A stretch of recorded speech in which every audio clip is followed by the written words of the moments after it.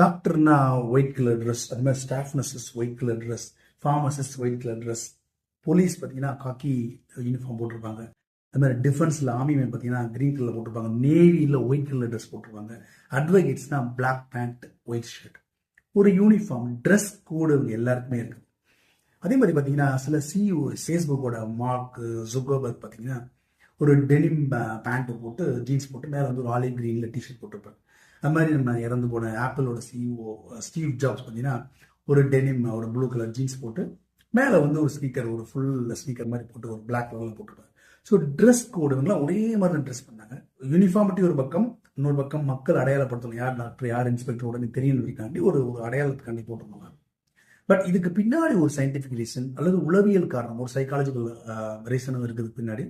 அதுக்கு பேர் வந்து டெசிஷன் ஃபெட்டிக்னு சொல்றாங்க.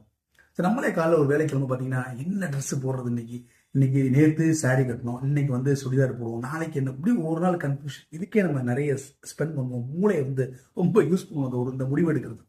ஸோ இது தொடர்ந்து செய்யும்போது மூளையோட ரிசோர்ஸ் மெட்டீரியல் வந்து அஃபெக்ட் ஆகுது. அது மூளையில வந்து டிப்ளீஷன் வருது, பிரெயின் டிப்ளீஷன் வந்து அந்த டேல இது வந்து அதுக்கு டெசிஷன் முக்கியமான டெசிஷன் எடுக்கும் போது அந்த மூளையோட செயல்பாடு நல்லா இருக்காது.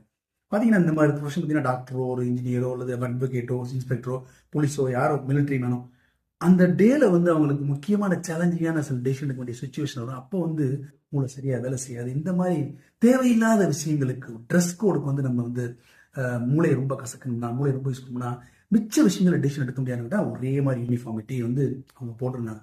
ஈவன் நீங்க சில தங்களோட எய்ம்ல தன் வாழ்க்கையில இதுதான் குறிக்கோள்னு வாழக்கூடிய பார்த்தீங்கன்னா டாக்டர் ஏபிஜே அப்துல் கலாம் ஒரு எக்ஸாம்பிள் சொல்றேன். அவர் வந்து ட்ரெஸ் ரொம்ப லிமிட்டா வச்சுப்பாங்க. ஷர்ட்னா 2 கலர் தான், ஒரு light grey and light blue, இந்த 2 கலர் தான் ஷர்ட் வச்சுப்பார். கீழே வந்து டார்க் பேண்ட், எல்லாத்துக்கும் அந்த பிளாக் பேண்ட் தான் போடுவாங்க. அவ்வளவுதான் அவரோட லிமிடேஷன்.